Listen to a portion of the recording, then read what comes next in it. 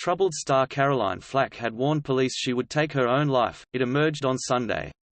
The 40-year-old was taking antidepressants as she battled mental health problems and was terrified of the prospect of her upcoming trial. It was claimed yesterday paramedics had been sent to her home the day before she was found dead, following fears for her welfare, but she was not taken to hospital. The distraught TV presenter was understood to be horrified by the prospect of a show trial over an alleged assault on her boyfriend and was worried she could not cope with the fallout.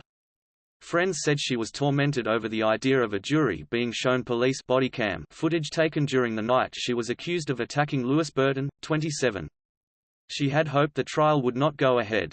A court had heard police found the pair covered in blood and that Miss Flack had cuts to her wrist.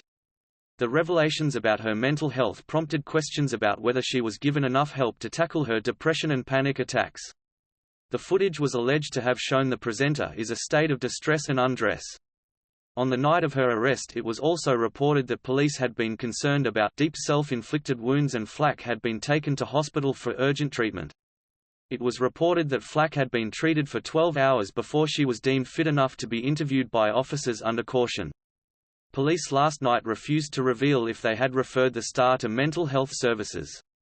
As stars paid tribute to the Love Island presenter, friends asked if prosecutors, medical professionals and her former bosses at ITV had missed chances to save her.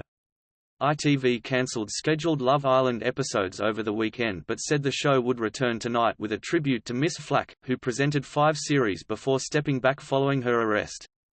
In other developments, Miss Flack's management called the case against her a show trial without merit. Mr. Burton raged against a court ban which had kept him and Miss Flack apart. Fellow TV presenter Laura Whitmore warned of the pressures faced by those in the public eye, saying, "It's gone too far." Government Minister Grant Shapps said broadcasters owed a duty of care to reality show contestants and presenters. Miss Flack died at her home in Stoke Newington, East London, on Saturday.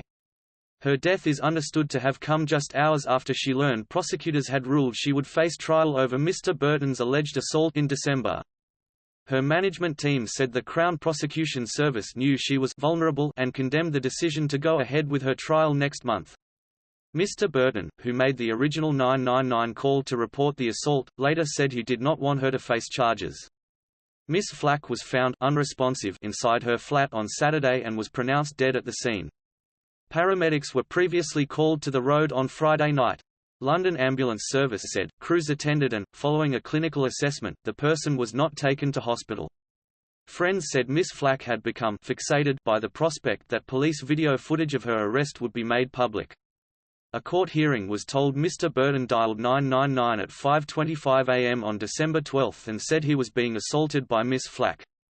He told police she had read text messages on his phone and thought he was cheating on her, and had attacked him while he was asleep.